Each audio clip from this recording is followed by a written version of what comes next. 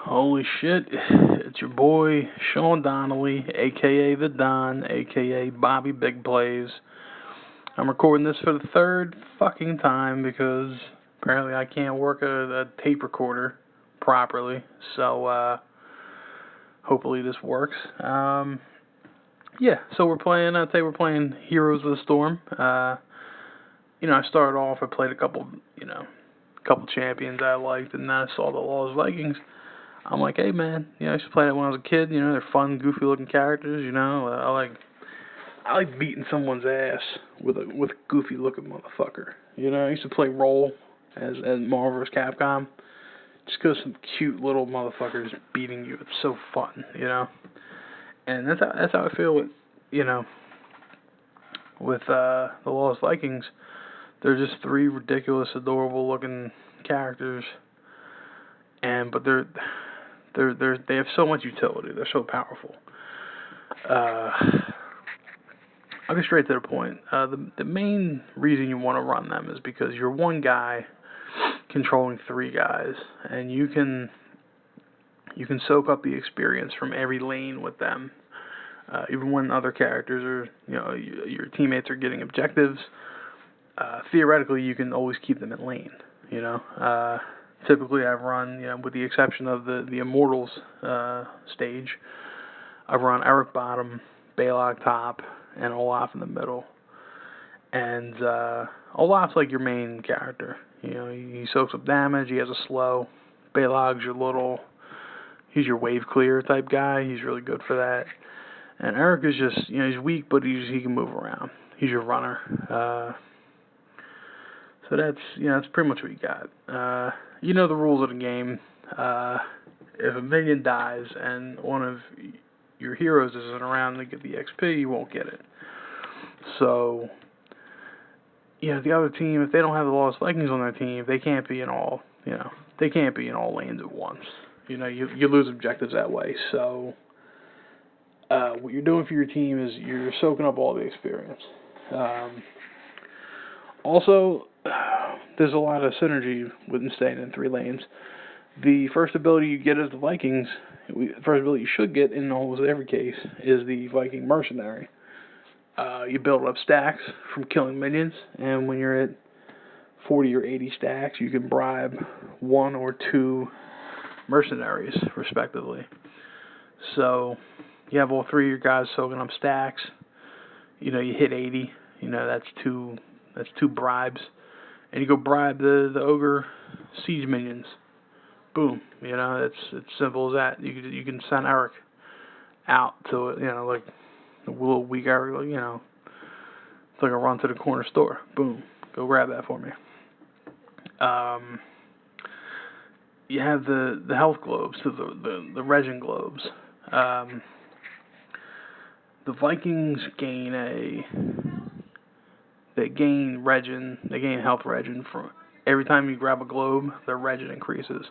So you want to grab every globe you can throughout the game. Typically you want to have by level 20 you want to have 40 or 50 globes. That's a good position.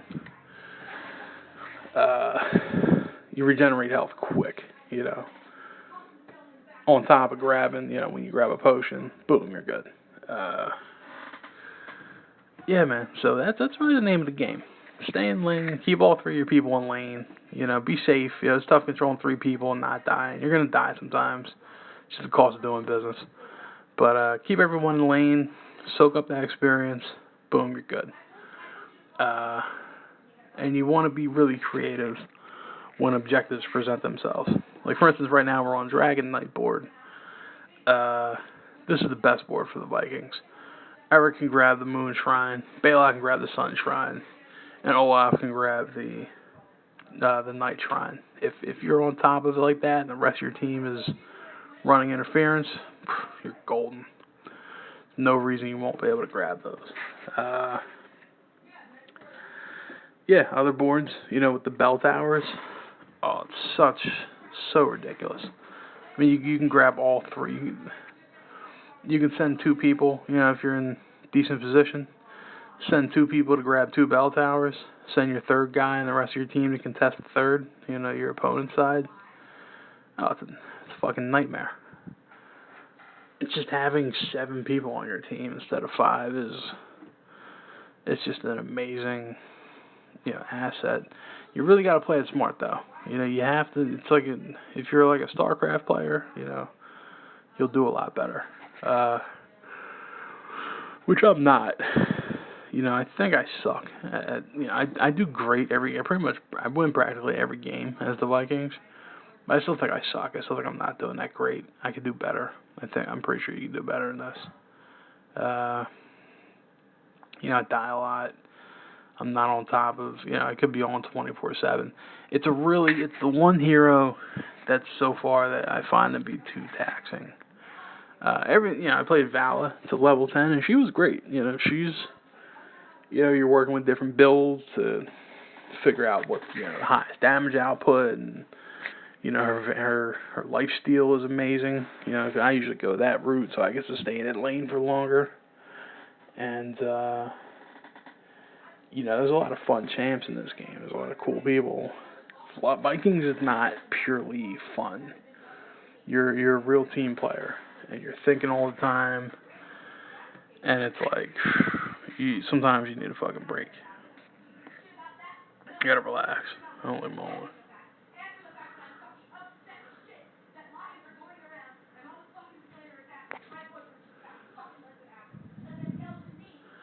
I don't know if you can hear that in the background, but that's my roommate. You can just ignore that. She's bitching at her boyfriend or whatever. Who cares?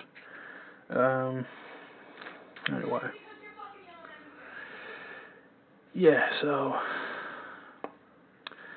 look, man, that's what you do. Lost Vikings, control, Baylock top, Olaf middle, Eric bottom.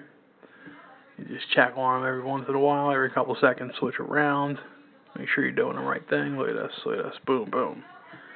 Look at that. What an asset. I'm pushing the shit out of bottom right now.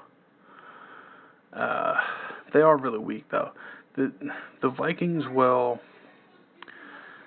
God, this is the third time I've talked about this. It's fucking annoying. But the Vikings will really push the limits of who you are as a MOBA player. Because you're controlling 3 underpowered characters at a time. It's, I'm not gonna lie, man, it's a grind. It's a real challenge. The benefits are amazing. Typically, your experience, I've had games where my experience is, I contribute a little more than my entire team combined. Same thing with siege damage. You're not going to do a lot of hero damage. You're not going to make amazing plays and kills. You know what I mean? You're basically controlling 3 minions is what you're doing. 3 super minions, That's basically what you're doing here.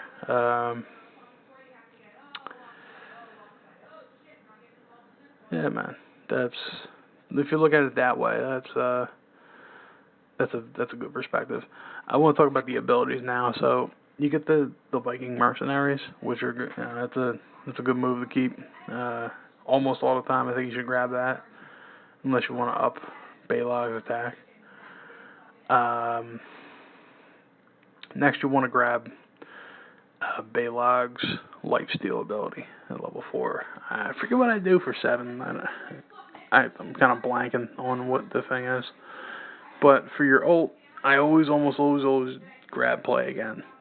On the Immortals board, you might want to go longboat, depending on how things are going. But play again's great. You can be in 3 lanes pushing, and then you see an advantage.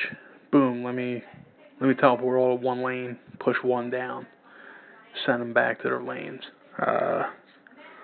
In a big team fight, Olaf and Balog take the front lines, kicking ass. Eric's in the back fighting. Got the rest of your team fighting with you. Balog and Olaf are probably going to be the first guys to go down. They usually get focused down quick, early, hard. And your move is... Jesus Christ. Your move is you want to bring Eric back, pop your ult, boom, go right back into the fight. That's kind of what's going down.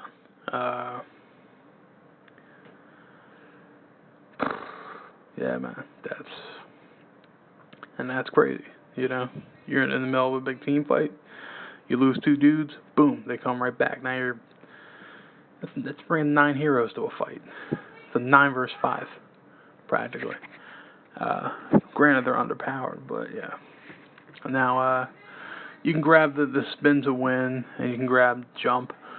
Lately, I've been grabbing just the passive buffs for my guys. I got instead of jump, I grab Olaf's thing. I forget what I get on Balog, I forget what it's called, but I go with that instead of going for the spin to win. The less I have to think, the better.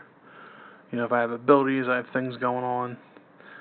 You know, a lot of positioning is required to really make spin to win work.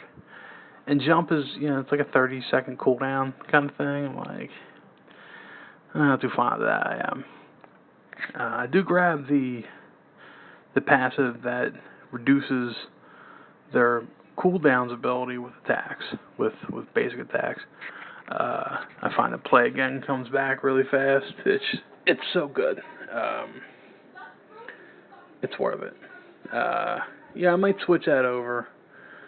You can make, I think instead of that, you can make Olaf slow and into a stun. I think because I'm not going spin to win and I'm not going jump, I think that might be the way to go. Now that I think about it, maybe I've been doing things wrong. So yeah, you can go that way. You can see how it goes. Yeah, either go with abilities or no abilities. There's 2 schools of thought there. It just depends on, you know, what you think you need. Yeah, because honestly, jump saves your ass for. Here's the thing, man. If one of your Vikings is cornered, you know, you're basically fucked. You know, jump's not gonna. In a team fight, it's gonna save your ass a little bit. It's kind of like a Zanya's hourglass from League. But yeah, a lot of situations, jump just doesn't suit it. You know, usually I'm running. You know, if I can't run away, you know, I'll run away. If I can't run away, I'm fucked. No jump is gonna assist me with that. Because yeah, that's how it is, man. You push these 3 lanes, and if you're not ever vigilant all the time, you know, like a Nova or a Zeratul is gonna come by and just gank one of your Vikings. It's like I say, it's the cost of doing business as the Vikings. Luckily, every time a Viking dies, it's only 1/4 of a kill. It gives 1/4 experience. So it's really, you know, it's okay. It's not a big deal to me. I don't mind it. I die a lot. I don't know what my deaths are in this game, but I assure you, even in my best games, I die a decent amount. Because you're controlling 3 guys, so you're pushing lanes. You know, you ignore a guy for 3 seconds, he's done. Especially Eric or Balog, they're not built for that. But yeah, man, the experience is that right now you can see I'm a little over 2 levels ahead on my team, on the other team here, and God, it's just so, how do you put it? You know,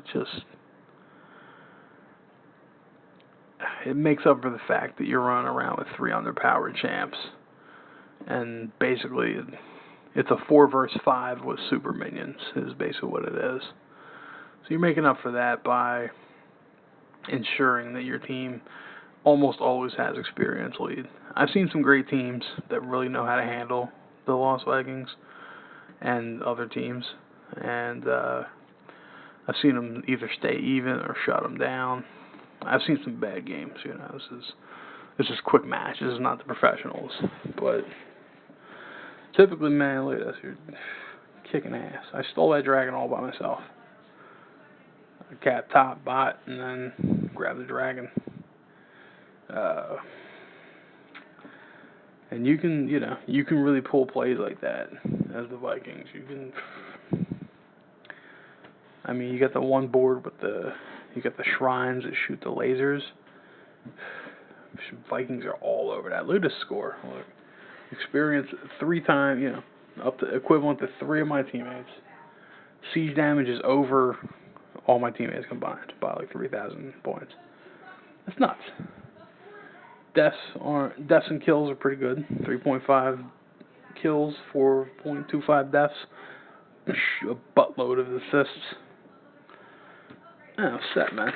These other Vikings I'm up against ain't shit, They don't know how to do it. Where are they at? They're not even up on siege damage.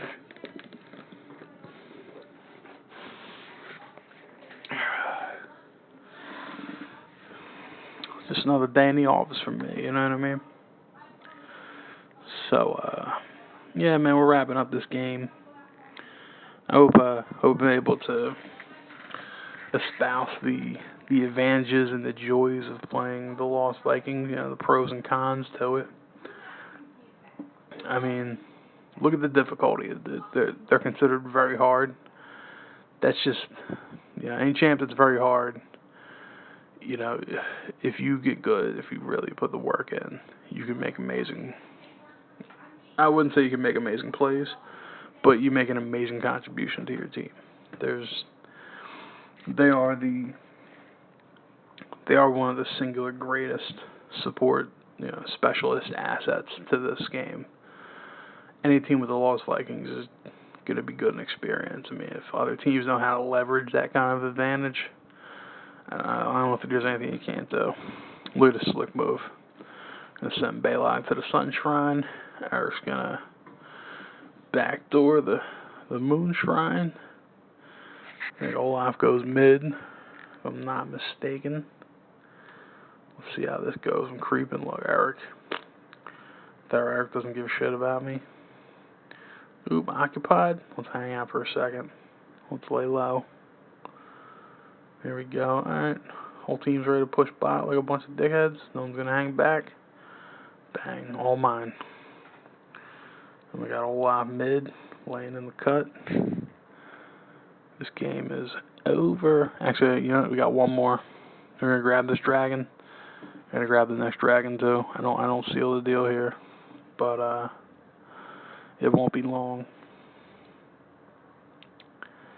Leave me talking shit like I think I'm good. Anyway. Oh, man. I'll tell you. I've been editing footage for 12. What time is it? Yeah, for about 13 hours today. I'm beat, man. I'm ready to go to bed. Woke up 2 a.m. Started working at 7. It's now 8:15 p.m. Fuck me. Let me clarify that. I woke up 2 a.m. I started working 7 a.m. 8:15 p.m. right now. Just for chronological posterity. Oh, excuse me. Yeah, so we're gonna do one good push here. We're gonna do this up.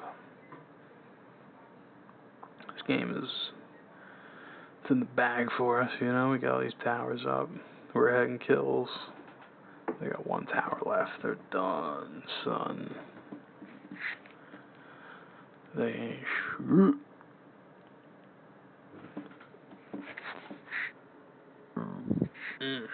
Excuse me.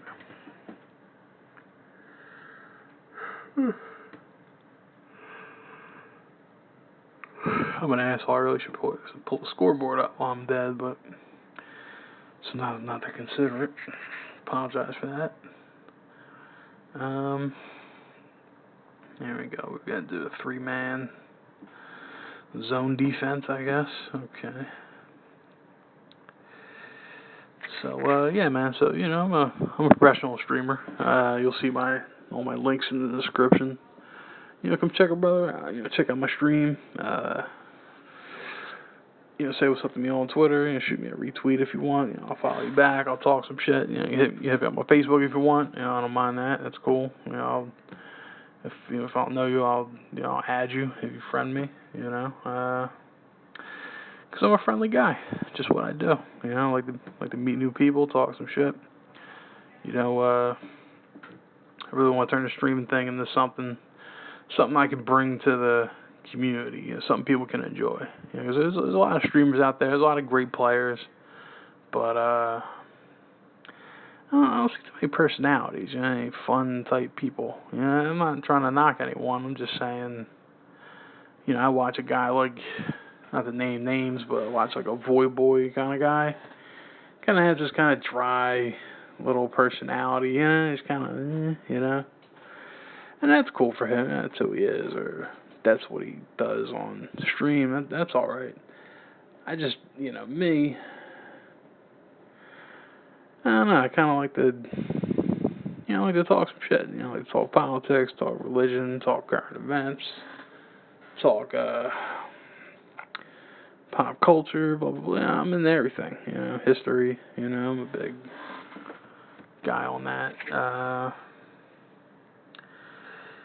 I'm a well-rounded individual, you could say. So, I'm not all fun and games. I'm not just a dude in front of a computer streaming. What I lack in skill, I make up for, and that I actually want to, like the bullshit with people. And most of you internet people, you don't give a fuck about what I got to say, or fuck me, right? Just some asshole on the internet trying to make a thing. That's fine. I don't mind that. So for most of you, go fuck yourselves. But for the cats that want to link up, talk some shit, what I mean. I'm down to get a game in. You know what I mean? Talk and chat, do whatever. Hit a brother up. Fucking being a streamer's lonely as shit. Let me tell you, man. I don't see my friends a lot anymore. Yeah, man. I sit in, and if I'm not streaming, I'm promoting my stream. I'm always working. I'm always doing something. I got a lot of friends that are like, I don't even know you anymore, Sean. Where you at, man? What you been doing? And it's like, dude, fucking, you hit me up when you want me. I'm working. I'm busy. I'm trying to build something. Well, I'm not trying to be a cocky asshole about it, but hey, you know how it is. I ain't got no time. I used to go out and bullshit a lot. Now it's time to get to work. I know maybe gaming doesn't seem like work to a lot of people, but when you're providing a service, when you're entertaining people, I think that's kind of something. Well, I'm going to shut the fuck up right now. I'm going to stop rambling because the game's over. So, go fuck yourselves. Try the Lost Vikings. Check out my videos, and I'll catch you pricks next time. Take care.